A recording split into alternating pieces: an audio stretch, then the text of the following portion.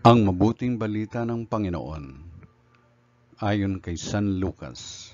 Papuri sa iyo, Panginoon.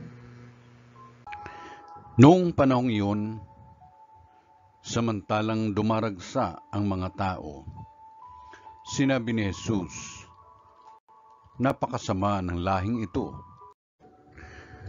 Naghahanap sila ng palatandaan mula sa langit, subalit walang ipapakita sa kanila, maliban sa palatandaang inilalarawan ng nangyari kay Jonas. Kung paanong naging isang palatandaan si Jonas sa mga taga Nineve, gayon din naman magiging isang palatandaan sa lahing tao ang anak ng tao.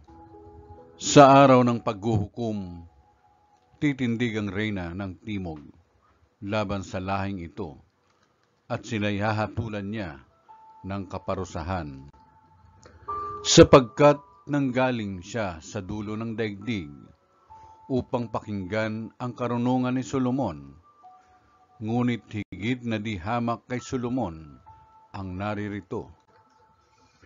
Sa araw ng paghuhukom ay titindig ang mga taga Nineve laban sa lahing ito at hahatulan ng kaparusahan, sapagkat nagsisi sila dahil sa pangangaral ni Jonas, ngunit higit na di hamak kay Jonas ang naririto." Ang mabuting balita ng Panginoon. Pinupuri ka namin, Panginoong Jesucristo.